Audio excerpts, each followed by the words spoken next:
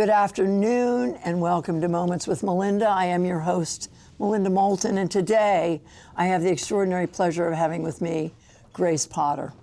Hi. Hi, how are you? I'm good. I'm tired. Oh. I just got back from Route 66 tripping with my family. So we literally arrived last night at 2 in the morning. Oh my gosh, well you look so refreshed. That's because I just didn't sleep. I just stayed up. No, I did. I got 3 hours of sleep, Well, so I'm doing great. you look radiant. So thank you for looking radiant for my viewers here. So Vermont, we are going to spend the next hour learning about the life, times, and all the hard work and wonderful things that Grace Potter is doing in the world. So let's start with a question. With what I want to just tell you about the first time I met you. Yes. I believe you were 7 years old, and I went to a party at your parents' house, Sparky and Peggy Potter in They've been Waitsfield. known to throw parties. Yeah, I think it was a 4th of July party. And there was this little girl at a keyboard sitting down in like the lawn and looking up at all these, couple hundred people. And you were playing your keyboard and singing. And I think it was in that moment that all of us kind of looked at each other and said, she's going to be a star someday. Oh, that's You were like so 7 wild. years old. Yeah. You were just a little girl. Just a little inkling. So let's talk about your childhood, growing up in Waitsfield with the most amazing parents in the world, Sparky and Peggy Potter. Share with us about that. I mean, when you have parents that are basically like, they were the Berenstain Bears. You think about like those iconic places you go in your mind of like what life might be like. I always thought about that with Robin Williams. I'm like, what is it like to be the child of Robin Williams, And then they made this beautiful documentary about it, and I'm like, oh, it's exactly as crazy as you'd think. Or the Martin Short documentary. So you have this outsized couple who moved, in the 60s back to the land style, and just built a homestead for creative kids to just like surf the rainbow. And it sounds silly, or I don't know. I'm not trying to like make it esoteric, but it really was quite an esoteric childhood. Like realizing and sort of slowly discovering and unfurling my parents' bizarre road to Vermont. Well, they were kind of hippies. They are still very much still very much hippies. They're my generation. Yes, yes. And so talk to us a little bit about, it said, I had read that they encouraged you to work with your hands. Yeah. What does that mean? Well, we weren't allowed to watch movies or TV. First of all, we weren't allowed to because we just didn't have one.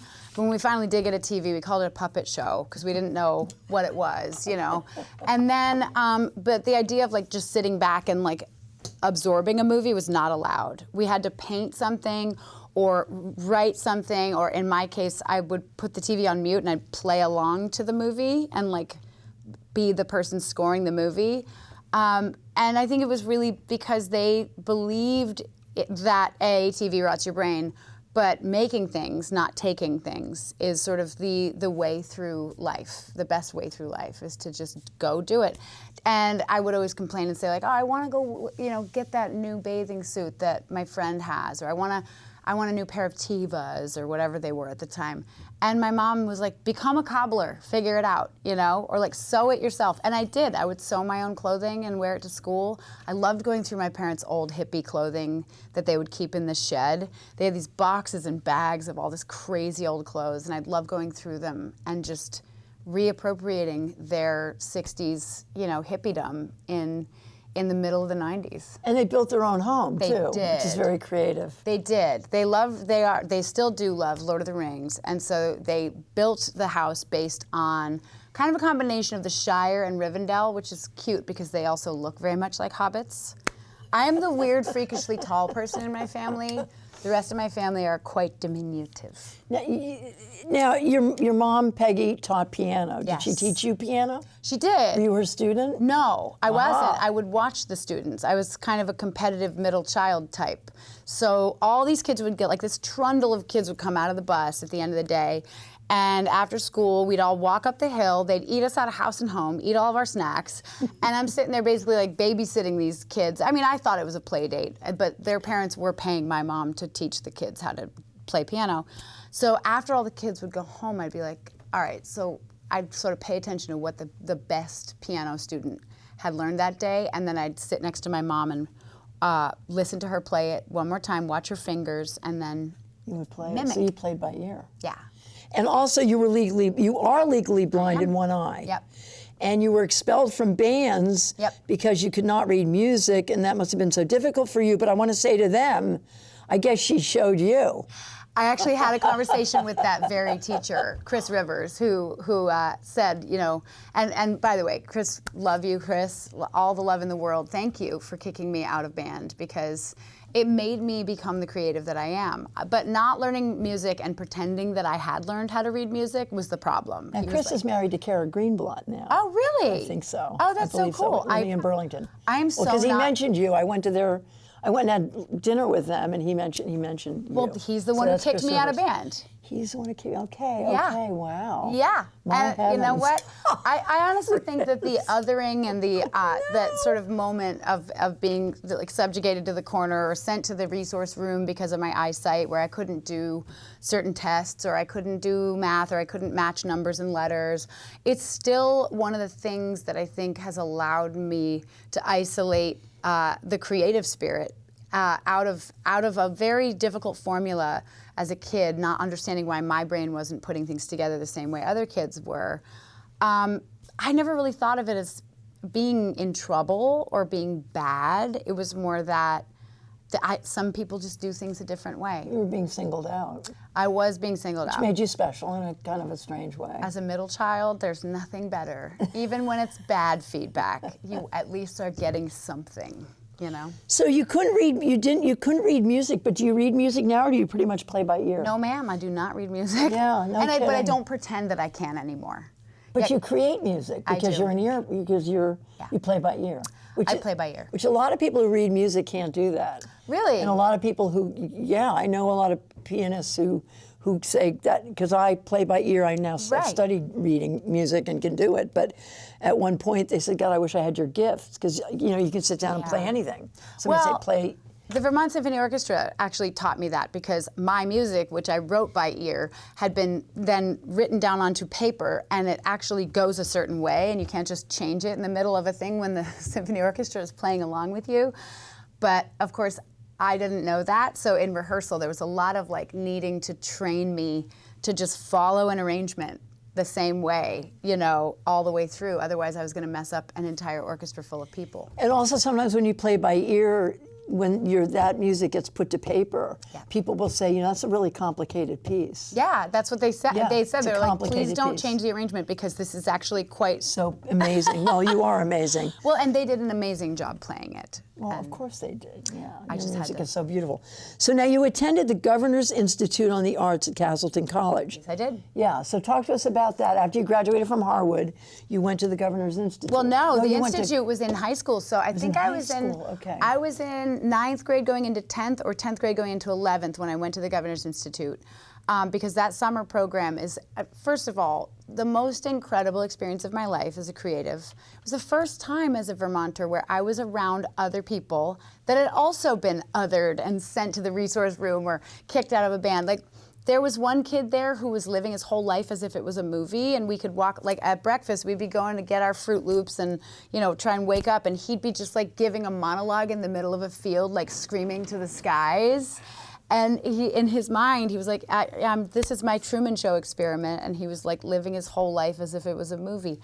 That right there, and being around other kids that had that level of creativity, and teachers and advocates and a community of people, all of whom had been kind of living in their own weirdo echo chamber, only to realize that you're not the only weirdo out there.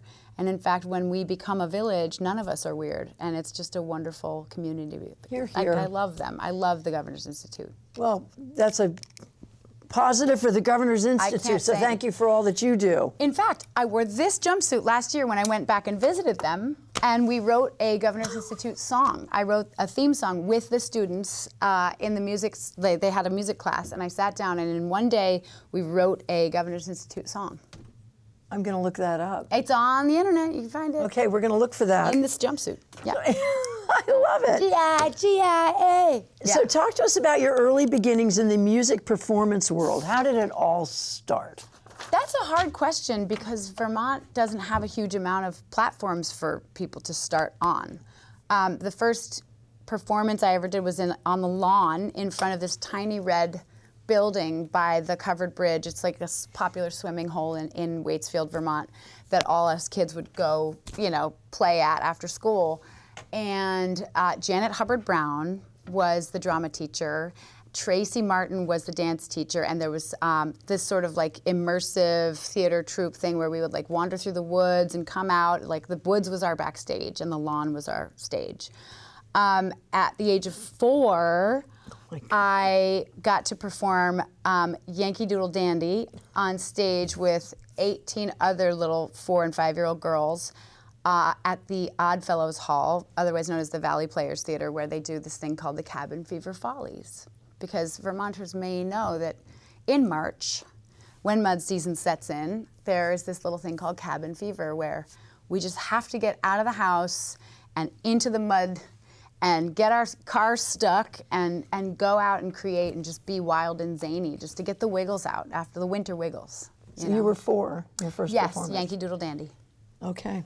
That was it. And you used to perform at your parents' parties? I was all the way up at 7 by then. I was probably a pro by the time you saw me. But so what about the breakout, though, from that to finally starting your career? And we're going to talk about how did the name Grace and the Nocturnals come to be. But I can lead us up to that, How did you, to that. I'm really kind of curious how you went from at the age of Yankee Doodle Dandy to... Well, I'm still a Yankee Doodle Dandy, but no, somebody just called me a Yankee yesterday while we were driving, so I think that's kind of funny. They're like, yeah, I could tell you were a Yankee. No, I didn't even have to look at your license plate to see. Anyways, when I started recording music, which I didn't really understand was like a whole other medium than performing music on stage, I was in a small studio that was a barn about 5 miles from my house, and the technician who was running the microphones was also sort of a producer. He'd come up from New York, and he was very much like, I have discovered Gracie Potter, and had a bit of a thing. It was weird. He was a weird guy. But in the process of recording that music, I realized that because of all of the times where I'd been put in the resource room because I couldn't test properly, I realized I could maybe use this to my advantage, and instead of applying to colleges with an essay, I could apply to colleges with an album. And so I made a whole album. I spent this full year between the age of 15 and 17. There was a full year of sort of figuring out where I wanted to go and how I might get in and sort of stand out from the crowd in the application process. So it was a record called Hit the Ground. And I think there was only 5 songs in the first version. Then I added 2 more. It was like an EP, I guess is what they called it. But that process of recording that music made me realize, especially because it was sort of a weird experience working with this person, that I maybe didn't want to get discovered. Like I didn't like the feeling the vibe of also just being closed up in a place and there's a microphone in front of you, but it's very isolating. It's very different than the live music experience. So that's really what set me on the path to the Nocturnals, was that I was getting my keyboard and hauling it around under one arm and a little speaker in this one, and I just went out and started playing at cafes. I got hired by the Round Barn once to play a little private event. Howard Dean showed up. It was like, wow, I've made it. That's it. The cows are downstairs and the people are up here and they're clapping and I'm getting paid like an entire steak worth of money. Like I think I got paid in steak that night. So yeah, that's where the live music thing came from. Was just my sort of aversion. I had an aversion to the studio experience for quite some time after that. So talk to us about the release, and what about Grace and the Nocturnals? Weren't they college buddies? That was my college band. And that was your college band, and where'd you go to college? I went to St. Lawrence University. St. Lawrence University. I always say St. Lawrence, just in case people think I said Sarah Lawrence, which I did not go to. Well, my granddaughter's going to Sarah Lawrence. Well, that's because she's fancier than me. I don't know about that. I really did love St. Lawrence. My parents met at St. Lawrence, so there was a lot of tradition. I think back then there was still that whole like legacy thing where you could just kind of get in even with bad grades. But my essay of an album didn't hurt either. It got you in. That's right. And that's when you met the Nocturnals. And I met the Nocturnals, which was another Vermonter, Corey Beard, who went to Harwood Union High School. He played a beautiful upright bass. He was an incredibly accomplished musician. He never got kicked out of the band. He got to be in the band. And So we were only allowed to rehearse at this one space. It was the only like soundproofed area, I guess, in the neighborhood. And the only slot available was like 2 a.m. It was like 1 to 3 a.m. And so the nocturnal name came from the idea that we had to stay up all night in order to get to rehearsal. I love it. Yeah. So talk to us about the release of your first album, Red Shoe Rebel. I assume you're in red shoes. I am wearing red love shoes it. Look today. at Look at this that. up here. I mean, this is in honor of you, Melinda. There you go. Because Melinda's always got cool outfits and shoes and stuff. That was very Look flexy. at how you did that. Did you see that? My God. I may never do that again. Well, but well, you saw well. me do it. Quite the yogi. So Red Shoe Rebel, I assume Yeah. that is you. That's the me. Red Shoe Rebel. Well, I like writing songs that are like movies. And so Red Shoe Rebel isn't actually me. She's sort of like this Chiron of me. She's like, there's an iteration of me that still lives in like 1942, and I stole my dad's car, and I'm going to New York City with like nothing but the laundromat change that I stole in my pocket and a suitcase in my hand. And so that album was actually Hit the Ground. So we took every track that I'd made on the Hit the Ground record, and we just added to it until it turned into Red Shoe Rebel. So actually, there's a nice little carryover there. And it was just self-released, you know. I called my dear friend Gregory Douglas, the amazing and super talented Greg Douglas, who, as a musician growing up in Vermont and then hearing somebody's voice like his, I found to be basically the only resource I had for like, how do you do this? He's like, well, you need to get a manager. I'm like, well, what's that? And he's like, it's your best friend who says they'll help you. That's what a manager is. And he wasn't wrong. And how do you get a CD printed? Well, you find a CD factory. Where? Well, I don't have them in Vermont, so you got to go to Canada for that. But like all these little steps along the way that led to Red Shoe Rebel was really because there were very few people or resources in Vermont for me to understand how to do that. Yeah, I had no idea. My parents certainly didn't know how to They make were a solidly record. behind you. Absolutely, Absolutely. they were. Yeah. So you signed up with Hollywood Records in 2005, because that was a big deal. It was the last, I now get to say, and I'm very proud of this moment in my life, the whole thing about all these like record executives flying their private jets to Burlington, Vermont to go to Halverson's to watch me and my band play in the rain.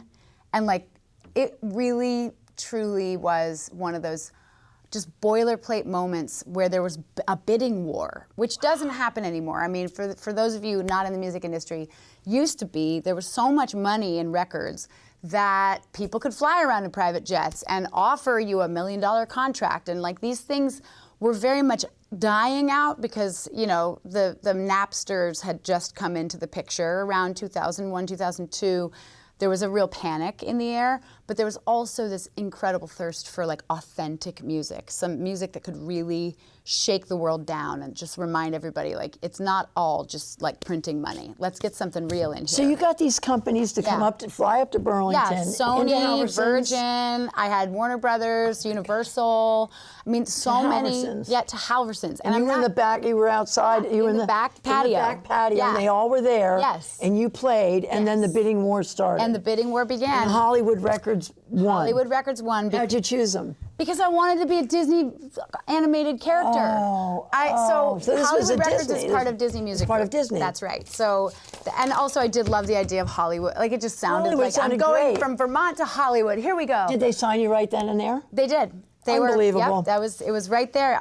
All of them had to bring their offer, like put it on the Halverson's table, sticky beer It table. was so unbelievable for you. It was thrilling. And how old were you? I was 19. 19 years old. Yeah. Well, no, I was Wow. 19 when the Nocturnal started, but then 2005 when the offers and the bidding war came, that was, so 2003 is when the Nocturnals like officially formed.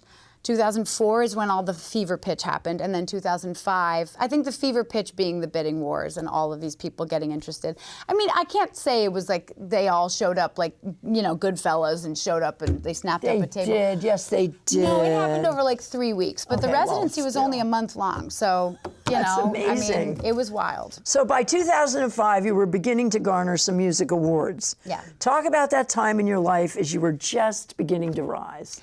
How was that for you and your family?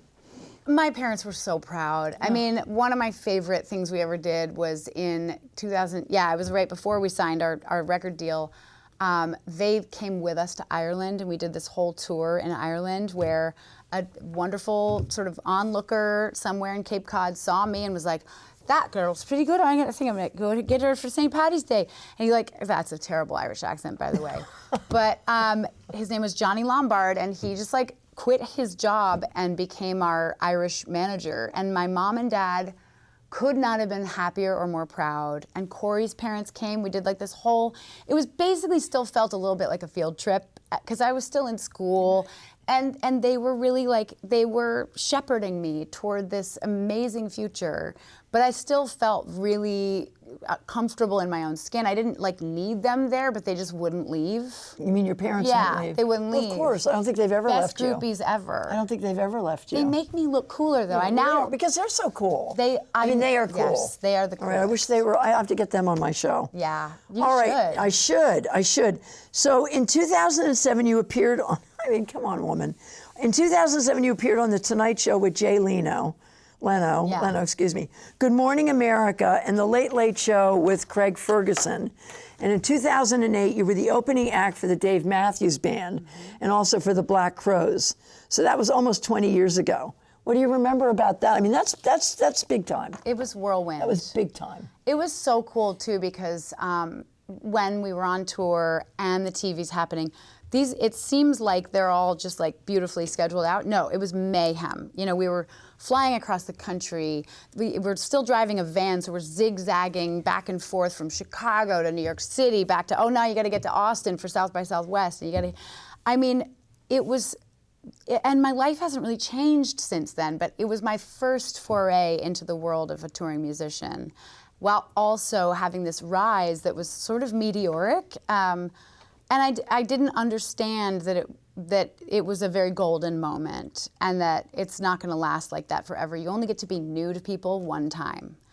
And it was a really beautiful moment, especially with some of the elder stateswomen and statesmen of the world, like Lucinda Williams took me under her wing, and Bonnie Raitt, and Taj Mahal, and Robert Cray, and Mavis Staples. And I'm just in this abundant world that was welcoming me in, and I didn't know that's not normal. It felt like, well, I guess this is just how people get treated.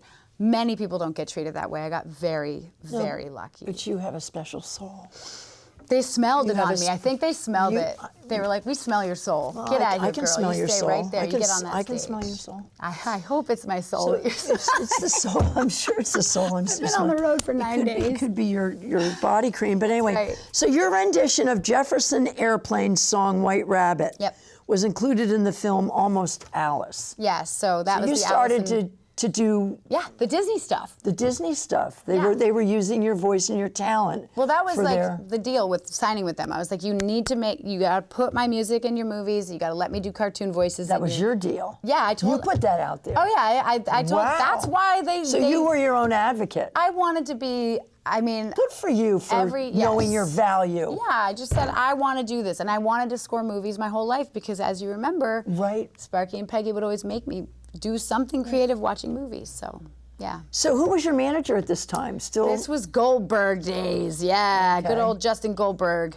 Yeah, that I could tell you a lot of stories. That's a whole other TV show. Well, that's okay, but he's not with you anymore. Oh no. No. Okay. So now we're going to go into 2011. I'm going to have you back on my show. You're zipping through. Well, we only have an hour. I know. We got to get through this. Look at this. I mean, I've got so much on you. Lived a lot All right. of life. In 2011, you teamed up with Kenny Chesney. Yes. And you earned your first Grammy nomination for Best Country Duo Group Performance, singing "You and Tequila." Ooh, still, when Rick and I listen to it, we weep.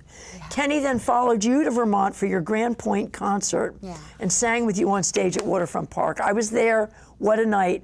Talk to me about that night. And you also collaborated with Kenny again in 2016 on his album, The Big Revival. Talk to us a little bit about that time in 2011. So Kenny calling me was the most random thing, except that I had been in Martha's Vineyard and had met his publicist, who had gotten a pile of CDs, including my record, had shoved it onto one of his boats, and it had just sat there for like a year and a half, 2 years. Holly Gleason, she is such a beautiful advocate for women in music and for just human beings that are good at stuff. And she happens to be very good at sneaking my CD onto Kenny's boat, which is how that happened. But it was the most random phone call I've ever gotten in my life. So he listens to the CD. He listens to the CD. And he goes, who's this? After a year and a half of sitting in his boat, he goes, wow. Well, it was a little bit more divine than that. It was a divine intervention. He was about to release his Grammy-winning album, Hemingway's Whiskey, but he had felt all along that You and Tequila should have been a duet because he just wanted that presence. And he was laying on his boat in St. John. I'm going to tell this a little wrong, but I'm tell it my way. He's laying on his boat, and in the shuffle player of his boat, somehow my voice just popped in out of like all the other music he'd been listening to. It just turned on, and he was looking at the stars, and his arms up here, and he's like thinking about the record and how it's not quite right yet. And then suddenly my voice came in with the song Apologies. And that's how he knew that was the moment. And it was such a random cold call. Goldberg calls me, he's like, Grace, you won't believe this. All right, we got Kenny Chesney wants you to sing on this song. I'm just gonna send it to you. We need a yes tonight, because you have to get to the studio and record it in the next 2 days. Otherwise, they're gonna put the record out without you on it. What do you say? And so I listened to the song You and Tequila, and I could not say no. It was such a beautiful piece. Such a beautiful, and we all also watched you at the nomination. He's turned into one of my absolute best friends in the world. I mean, just a truly amazing human being. And now I guess last week was the 15th anniversary of You and Tequila coming out. No, it's still so beautiful. So weird. So talk to us about the Flaming Lips and the Guinness World Record. Oh, what a time that was. Melinda, you are literally, you just like. I got it, girlfriend. I got it. What a time. So I, at that point, had become close with Rick Krim, who at the time was running VH1. Used to be playing music videos, now plays reality shows channel. And they wanted to do, the Flaming Lips had this vision of breaking the Guinness Book of World Records for the most live shows played in 24 hours. And they had a tandem sort of leapfrog set up where they could have one bus go ahead, set up the band. The band could rush from one concert to the next, to the next, to the next. Jackson Browne was one of the performers, and we were one of the performers. I think it was Oxford, Mississippi was where we were. Jackson was in like Philly. But they started like way up at the top of the Eastern Seaboard and made it all the way down. And I was asked to not only play one of those shows with them, but also to then jump on the bus so that Wayne could sleep a little bit, because Wayne was like kind of hosting this 24-hour hoopla, and at a certain point he just had to sleep. And so I took the microphone over and had to host with one of the guys from Jackass. I just remember he was one of the guys from Jackass. He's no longer with us, sadly. Oh my God. But I just like pasted glitter on his beard for a couple hours, and that's entertainment, VH1 style. It was amazing. Amazing. It was a whirlwind. Amazing. What a surreal moment that was. Wow. Thank you for reminding me. So when the Nocturnals disbanded, you went solo. Talk about that time in your life. So I actually had tried to go solo in 2008 when I made a record with T-Bone Burnett, which never got released. Except that it did last year. Thank God. Yes, it did. Okay. But it took 18 years. But I had been feeling that I was ready to expand my genre. I wanted to make a record that sounded like Sade. I wanted to make a country record. I wanted to make music that spanned many different sort of, I don't know, it was more like this, I'm an oracle, my voice is at the center of this other thing that is not mine, I don't own it. It should be shared with as many genres as possible. And yeah, I think they felt a bit alienated by my feeling that I wanted to expand and play disco or make a pop record or make I didn't want to live in, I didn't want to be everybody's Farrah Fawcett poster on the wall for the rest of my life as this like nostalgic, real deal singer. I wanted to like fake it up and get weird and get experimental and be a performer. Well, good for you. Yeah, I wanted my Annie Lennox moment. Well, you there know? you go. And they didn't like that, and I just felt at a certain point that I needed to have the freedom to do that, and so I could have just kept the name. I mean, there was no reason for me to lose the name. But yeah, why would I be? Why would you do that? It's a brand. I'm not a brand. I'm a person. You grew beyond that. Yeah. So then I was able to unbrand myself. And In 2015, you were the opening act for the Rolling Stones, and she joined them on stage for Gimme Shelter. What a rush that must have been. You know, there's an alternate universe where I just dropped the mic after singing Gimme Shelter with the Rolling Stones and never touched a musical instrument again and just went off and lived another life. And we could still be having this conversation in that other dimension where that was just the last page of the book. It was profound. It was magical. And So congratulations. Perfect. It was really And amazing. then you were the season opener for the singing the Star Spangled Banner for the New England Patriots. That's right, In yeah. 2016. Yes. What another high. That was wild too. Yeah. Come on. And I had just driven across the country to get there just in time. It was like one of those Wizard of Oz moments where the tornado just dropped me right there. And I was in the midst of a divorce. I was in the midst of a tumultuous time in my life. My record was just coming out, my first solo record. It was, if you look at that footage, I'm kind of crying a little bit. Well, you were singing the Star Spangled Banner. Yeah, I get real emotional that's about. very emotional about I'm that, very especially patriotic. That's the 4th really of what July, it was. Yeah. 7-year-old on the I just parents' love my lawn, country. I'm not having entertaining the partygoers. life crisis. So talk to us about some of your song tracks that were used in films and in television shows. Yeah. Yeah. Grace and Frankie. That was one of my favorite moments, was getting a call from Marta Kaufman, the creator of the show Friends, who then developed this amazing show with Jane Fonda and Lily Tomlin. And the original idea was I was just going to do one song for one season, but then they just didn't want to change the song, so they just kept it for the entire show. And it was a wildly How successful many years show. was it on? It was for 8 years, At least right? 8 years. Yeah, I think they're Incredible. still. They are still on. It's endless. So you have said that you are bisexual. Yeah. And you do not belong to any religious group. Speaking of Lily Tomlin and Jane Fonda, are they? Aren't they? Do you think they had a Oh, well, that's the big don't question. know. I feel like that's sort of what might have. they bring into the whole dynamic of that show. I think so too. I have many Lily Tomlins and Jane Fondas Well, I in was my going life. to say I think I had dreams about both of them. Yeah, So, I still do. But you do value, but you're not don't belong to any, but you do value and live a spiritual life. So now you were recently seen on the Tonight Show with Stephen Colbert. Yeah. And I watched that. I was blown away. So now I'm going to move. So look, Gracie Potter, bravo. What a life. What a rise, what an incredible gift you are to all of us with your incredible music and your beautiful being. But now we're going to move to your foundation. Yes. The Grand Point Foundation, which you founded, and which Naomi Parekh. Naomi Parekh. She's actually here She's today. here. Where is she? She's in the corner. All right. She's hiding in the Over corner. there? Yes. All right, Naomi's here with us. Yes, she is. You should come and give a little wave Give a little to my wiggle. audience. Give a little wave. Come over here and give a little wave. Naomi is the executive director of the Grand Point Foundation.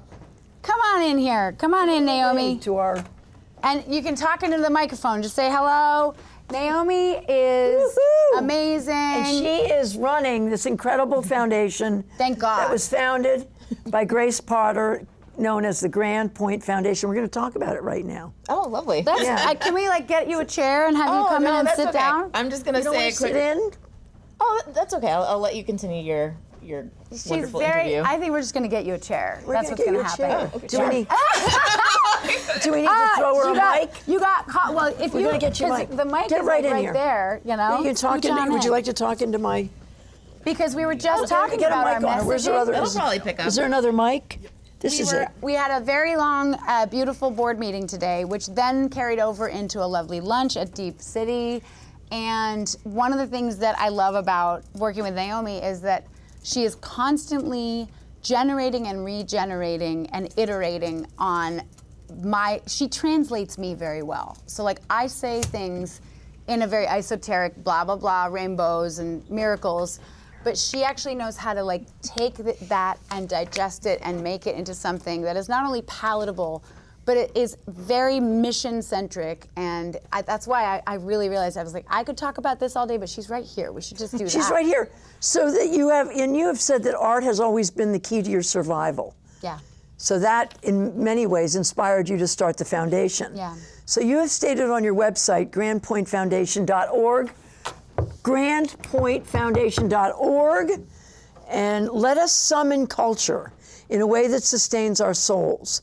Let's insist that art is one of the pillars of our state, that is held in high regard, that it is, in fact, an essential part of being alive. Talk to us a little bit about that, Naomi. Absolutely. I was just sharing with Grace, we were reminiscing about a moment that happened at one of our first creative workshops. So we host workshops for Vermonters who are on their way to really the next big thing in their creative journey. And one of our participants, as we were going around, just got so emotional and just, she said that she was literally waiting for a moment that she didn't know she needed. Yeah. And that was our session. Yeah. And we were very new, still getting going, and we had no idea the type of impact that it would have on somebody, but we said, this is something necessary, something needed, and that's why we're here. And the amount of heart and community and humility that came out of that session, and people really just pouring everything that they had out in front of everyone else, and just the support that we saw was just something that we wanted to continue and say, okay, there are people in rural areas that could really use this, and so we're going to continue. Yeah. We know there's a space for it. Yeah, And, if there's yeah. a gap, we can fill it. If there's a network to be had or connections to be made, that's what we're here to do. Absolutely. You know? And it's primarily to help lift up artists. Artists and creatives. And yeah. creatives. And when we talk about that's artists, what you are. What are you? Whatever you are, we are built for somebody like you who does. She is a jack of all trades. But that's what the Vermont spirit is. That the Vermont spirit is being scrappy, rolling up your sleeves, and if it's not something you can buy on the shelf, good, better maybe even. But let's go make it, and let's make it together and support one another. and that's what a creative is. It's not just a visual artist. No. Exactly. It's a film artist, a musician, a writer. It's all creatives. and And dancers grandpointfoundation.org. Go to the website and check it out. Yeah. And learn more about it. It's a boilerplate moment for us right now because we are at the year mark of Naomi being director with all of this amazing board. We've got so many amazing people that have contributed, but we are really finally getting to a place where, as an organization, we're able to now take everything that we've learned from this year and not only bring it to the world in programming that's going to be continuing throughout the year, but also we are now presenting Grand Point North, my festival, with the foundation. So it's now officially a 100% nonprofit festival. And so the festival, the 3-day festival that a lot of you have been coming to over the years. And if you haven't, then you should come. Well, you need to come and get your tickets. And when is it? It's September 18th through the 20th. There you go. And the money that is made from the festival goes to support the foundation. 100%. 100%. So you buy a ticket, it goes to support grandpointfoundation.org. So there's a place, you have a section on the website called Keep Vermont Weird, and which is kind of a takeoff of Austin, right? Because they have the Keep Austin Weird. Right. But folks can sign up on the website and write about how they want to keep Vermont weird. And we are really listening and reading those comments. I suggest you go on the website, grandpointfoundation.org, and fill that out. So how do you want to keep Vermont weird? Tell us about that. How do you want to keep us weird? Because weird is so fabulous. I mean, she sees it more than I do. Naomi goes out and she's boots on the ground, top to bottom though, because you live in Bennington. Mm-hmm. I mean, what was happening on Father's Day? So Father's Day was Make Music Day internationally, but we were celebrating it in Vermont. Randolph was kind of the kickoff city, and so you could play for as little as 15 minutes, play your instrument no matter what level you were, and really let the community enjoy your free artistry and enjoy your music. Something that keeps Vermont weird is just the spirit that individuals have to really create with what they have, which is really neat. Just using whatever materials they have and combining them with other mediums to create something that's truly unique and really something that nobody has ever seen, from a small campsite on a lake where incredible music is being made to people showing their other talents of incredible culinary artistry, breaking bread over food and music, and just really combining all of the multiple talents of a creative into something that's truly unique and truly Vermont. Singular. I love that. Yeah, I mean, you could just be your own thing. What was the guy who had the computer that drew pictures? Remember? Oh Ben, yes, was it- that was Lost Pixel. Oh my God. In Manchester. These are the kind of things Really that a fascinating. brain in the middle of the woods can come up with something that actually is taking technology to the next level. And you know, we've got all these people in Vermont who maybe come here to like have their Walt Whitman moment and sort of like just be left alone. But the truth is, us Vermonters, we don't want to be left alone all the time. And all of us have a creative ingenuity inside us. And when we put many people with crazy ideas together, something truly spontaneous and magical can happen. And that's that pillar of society that we talk And about. Grand Point Foundation lifts artists up, creatives up, and helps also guide them Yes. to have a future where they can actually live their life and make a living from their art. Yes. So let me share this with the two of you. Did you know how much of Vermont's economy is supported by creatives? In 2025, it was 2.9%, or $1.2 billion to the state's economy. It employs over 10,412 workers, and these workers earn wages and benefits totaling $750 million. 55% of Vermont adults attended live music or dance performances, while 32.5% attend art exhibits. And this data is from the National Endowment for the Arts. That is incredible. So I want you all to know that the work you're doing I got chills. is to take this incredible economic engine Yes. and add to it and grow it and make Vermont one of the top places in the world for the arts. And That's it's it. like kind of how we are with our beer, right? You know. Well, that's the thing is, I think you can also be in love with going on a bike trip with a microbrew or go to a ski trip with your friends. Someone on that trip doesn't actually want to ski or bike or drink beer. Send them to the galleries, send them to the theaters, send them to the music venues, send them out to try something they've never tried before, or even to just, bread and puppet. You know, there's all these incredible places, and I think when we have problems with like the foliage traffic, guess what? There are so many other ways to both enjoy the foliage, but also share what you have to offer with the community around you. Instead of being those tourists that like come through real quick to buy the Bernie mittens or the chocolate, like you can do the ice cream tour and go see a live performance. Or, you know, I think that's really the immersive spirit of Vermont, is that we're already doing that, you know? I went to bingo at the Alchemist, disco bingo boogie at the Alchemist. Many things can happen all at once, and that's really what Grand Point Foundation is about, is the invitation to connect these networks and share the spotlight together, because it's a beautiful, beautiful light. It is, and in order to support this organization, I encourage you to go to grandpointfoundation.org. There's a donate button. Support our creatives in Vermont and make a donation. Let's talk about your new album, Trespasser. Part myth, part fever dream.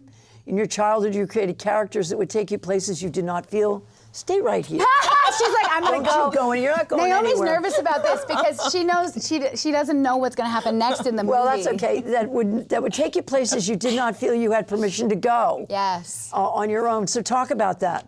I think this has gone back to, I think the idea of growing up in Vermont was, I didn't think I had permission to demand the spotlight or to step into the stage where I was, you know, wearing sparkly clothing and doing my hair a special way. You don't see a lot of that in Vermont, and so I didn't feel that I had permission to wish for that. And as I became who I am, and I was being rewarded for sharing my talent, I found myself leaving Vermont and going out onto the road, and my life kind of stretched in many directions at that point. It was like Robert Frost, two roads diverge in the woods, but it's like I took both paths.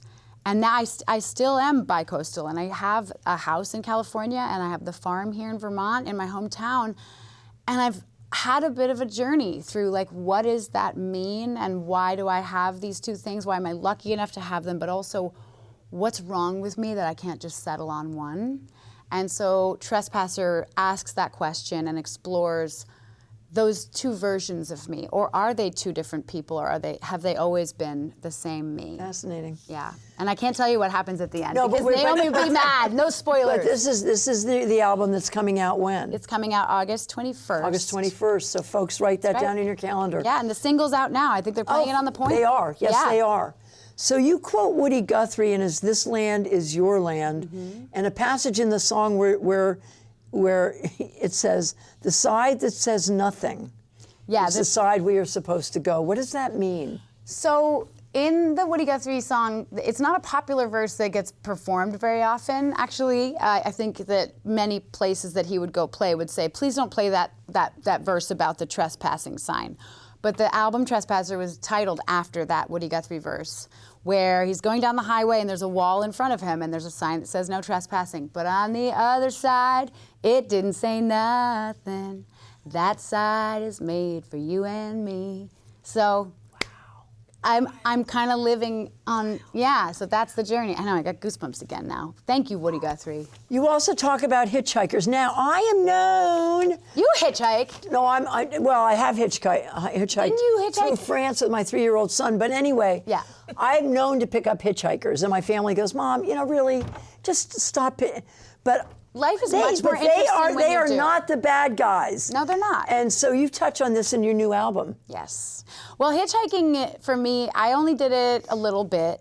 I actually saved myself from a very dangerous situation one night because I had grown up being told, like, hitchhiking is awesome, not hitchhiking is dangerous. But I was at a party in Montpelier that was getting violent, and I was underage, and everybody was throwing up on each other, and somebody was being very inappropriate with me, and I exited the building and walked to the road and hitchhiked home. And so there's many ways that could have gone, right? And as I've spent my time out on the road, I have seen not that many hitchhikers, but when I do, I also pick 'em up. love to pick them up. Absolutely. Especially when you're on a cross-country trip I'm all alone. about it. Yeah. It's I just love me. it. It's just me on the to road. meet some really great people. Yeah.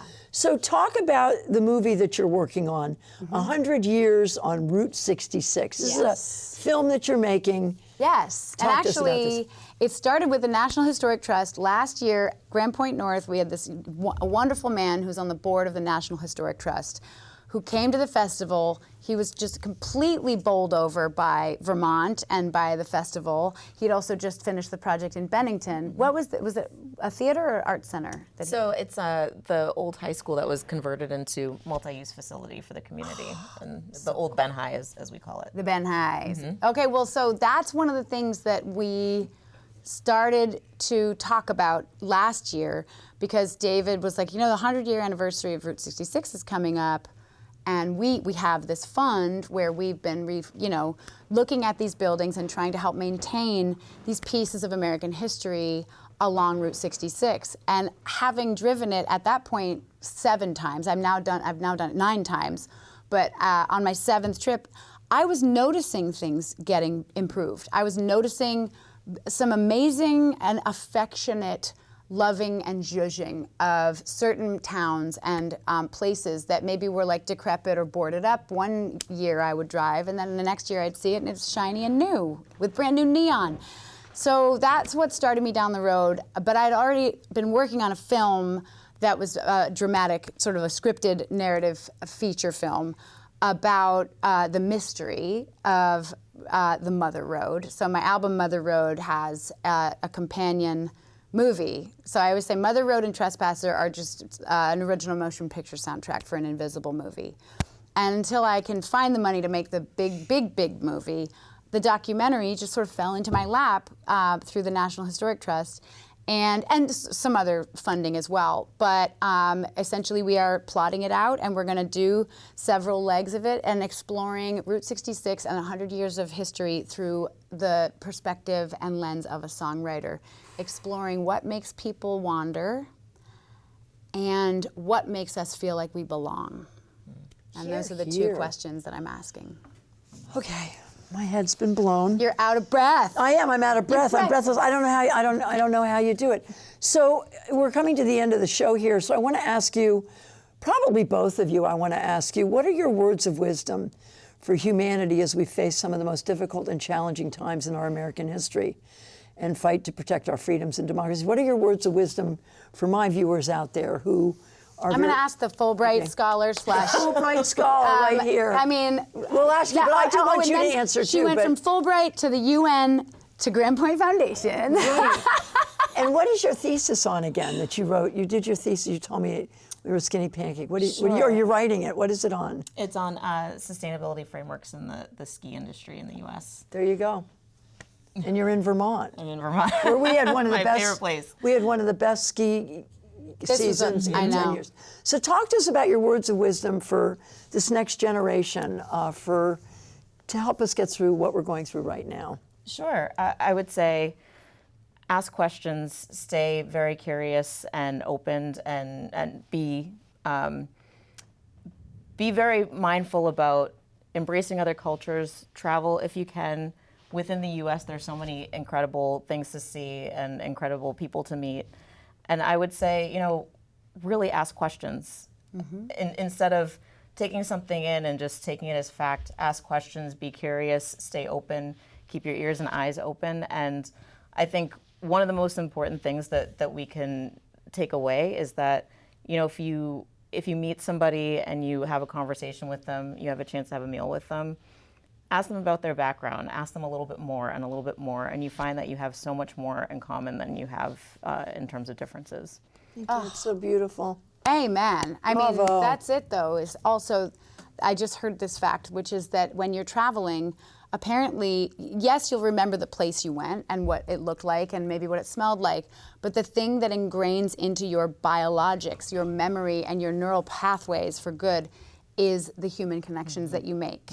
So I would carry that exact thought forward, and that curiosity and that asking questions isn't just about getting an answer. It's actually, what if you ask a question and the other person says, I've never thought about that. Thank you for asking that. Let's wonder together. Because, life is too short to think that you have all the answers. Right. So on that note, Naomi and Grace, what a team you are. GrandPointFoundation.org. So glad that she joined in. That was awesome. Absolutely. I love it. She was like Gosh a darn Dean it. Martin special guest. No kidding. Door number 3. Yeah. Thank you for being with me today. This has been such a delight. You're the best, Thank Melinda. you so much. Thank you. And to my viewers, thank you for joining us, and I will see you soon. Have a great night. Bye-bye.